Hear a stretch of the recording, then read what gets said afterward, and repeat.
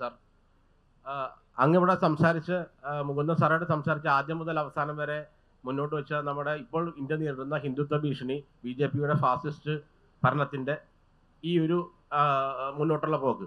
പക്ഷെ അതിൽ അങ്ങ് മനഃപൂർവ്വം മറന്നുപോയ ഒരു കാര്യമാണ്. മനഃപൂർവ്വമാണോ അല്ലാതെയോ 1977-ലും 1989-ലും CPM നേതൃത്വം നൽകുന്ന ഇടതുപക്ഷം വളരെ കൃത്യമായിട്ട് RSS-നൊപ്പം നിന്നാണ്, അല്ലെങ്കിൽ RSS-ന് പിന്തുണ കൊടുത്തുകൊണ്ടാണ് 2 കോൺഗ്രസ് സർക്കാരുകളെ മാറ്റിയത്.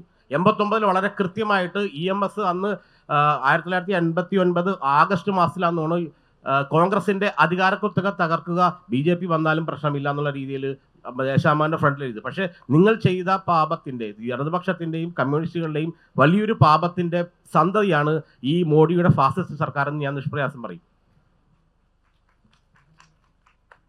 ചരിത്രത്തെക്കുറിച്ച് ഒരു ബോധവുമില്ലെങ്കിൽ വളരെ ഇതിനേക്കാൾ നിഷ്പ്രയാസം അങ്ങനെ പറയാം. ചരിത്രത്തെക്കുറിച്ചുള്ള ഒട്ടും ബോധമില്ലായ്മയിൽ നിന്ന് ഇത് നമുക്ക് വളരെ അനായാസമായിട്ട് പറയാം. ഞാനതിന് ഒറ്റ മറുപടി പറയുന്നുള്ളൂ. ഇന്ത്യയിലെ RSS-ൻ്റെ പ്രഖ്യാപിതമായ ലക്ഷ്യം, സംഘപരിവാറിൻ്റെ പ്രഖ്യാപിതമായ ലക്ഷ്യം ഇന്ത്യയെ ഹിന്ദു രാഷ്ട്രമാക്കി മാറ്റുക എന്നുള്ളതാണ്. ആ പദ്ധതി ഇപ്പോൾ പൂർത്തീകരണത്തിലേക്ക് അടുത്തുകൊണ്ടിരിക്കുകയാണ്. നടക്കാൻ പോകുന്നു എന്നുള്ളതല്ല, പൂർത്തീകരണത്തിലേക്ക് അടുത്തുകൊണ്ടിരിക്കുകയാണ്. അതിൽ ആ ഹിന്ദു രാഷ്ട്രമായിട്ട് ഇന്ത്യയെ പരിവർത്തിപ്പിക്കുന്നതിന് 3 ആഭ്യന്തര ശത്രുക്കളുണ്ട് എന്ന് അവരുടെ സൈദ്ധാന്തിക ആചാര്യനായിട്ടുള്ള ഗോൾവാൾക്കർ എഴുതിയിട്ടുണ്ട്. പുസ്തകത്തിൻ്റെ പേര് വിചാരധാര. അധ്യായം 19 ആഭ്യന്തര ശത്രു 1 മുസ്ലിങ്ങൾ, അധ്യായം 20 ആഭ്യന്തര ശത്രു 2 ക്രിസ്ത്യാനികൾ, അധ്യായം 21 ആഭ്യന്തര ശത്രു 3 കമ്മ്യൂണിസ്റ്റുകാർ.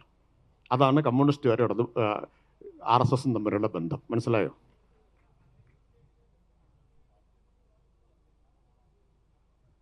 അടിയന്തരാവസ്ഥയ്ക്കെതിരായിട്ട് ഏറ്റവും ശക്തമായിട്ട് പോരാടിയവരാണ് ഇടതുപക്ഷം, കമ്മ്യൂണിസ്റ്റുകാർ. കുറച്ചുകൂടി പറഞ്ഞാൽ, കൃത്യമായിട്ട് പറഞ്ഞാൽ CPIM ഉൾപ്പെടെയുള്ളവർ. എന്നാൽ അടിയന്തരാവസ്ഥയിൽ ഇന്ദിരാഗാന്ധിയുടെ 20 പരിപാടിക്ക് പിന്തുണ പ്രഖ്യാപിച്ചും സ്വാതന്ത്ര്യദിന പ്രസംഗത്തെ പ്രകീർത്തിച്ചും ചൈനയും പാകിസ്ഥാനുമായിട്ട് ബന്ധമുണ്ടാക്കാൻ ഇന്ദിരാഗാന്ധി നടത്തുന്ന ശ്രമങ്ങളെ അഭിനന്ദിച്ചും തുടർച്ചയായിട്ട് 7 കത്തുകൾ എഴുതിയത് RSS-ൻ്റെ സർസംഘചാലകായിരുന്ന ബാലാസാഹിബ് ദേവർസാണ്. രേഖാമൂലമുണ്ടത്, കത്തുകളാണ് തുടർച്ചയായിട്ട്. 20 പരിപാടി ഇവിടെ പറഞ്ഞല്ലോ നേരത്തെ, 20 പരിപാടിയെക്കുറിച്ച്. അത് രാഷ്ട്ര പുനർനിർമ്മാണത്തിനുള്ളതാണ്. അതാണൊരു അന്തർധാര. നമ്മളങ്ങനെ ചരിത്രത്തിലേക്ക് പോയ ഒരുപാട് ഉദാഹരണങ്ങൾ. അന്ന് മുതൽ ബാബറി, ഇന്നലെയാണല്ലോ നരസിംഹറാവുവിന് ഭാരതരത്ന കൊടുത്തത്. നരസിംഹറാവുവിന് കൊടുത്ത ഭാരതരത്ന യഥാർത്ഥത്തിൽ എന്തിനുള്ള പ്രതിഫലമാണ്? ബാബരി മസ്ജിദിൻ്റെ താഴികക്കുടങ്ങൾ ഒന്നൊന്നായി ഇടിച്ച് നിരത്തുന്നത് വരെ പതിവിലും നീണ്ട ഉച്ചയുറക്കം നടത്തിയതിനുള്ള പ്രതിഫലമാണ് നരസിംഹറാവുവിന് കൊടുത്ത ഭാരതരത്ന. ഇനി പറയണോ?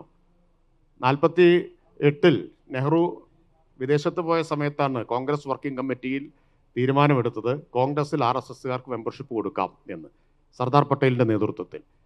തിരിച്ചു വന്ന നെഹ്റു പ്രകോപിതനായി, ക്ഷുഭിതനായി ഒടുവിൽ ആ തീരുമാനം റദ്ദാക്കുകയാണ് ചെയ്തത്. അതാണ് അന്തർധാര എന്ന് പറയുന്നത്. അത്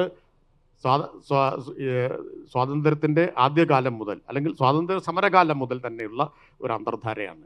അതാണ് ഏറ്റവും ഒടുവിൽ നരസിംഹറാവുവിനുള്ള ഭാരതരത്നയായും മറ്റേ രാമക്ഷേത്രത്തിന് കമൽനാഥ് സംഭാവന ചെയ്ത വെള്ളിക്കെട്ടികളായിട്ടൊക്കെ നമുക്ക് കാണാൻ പറ്റുന്നത്.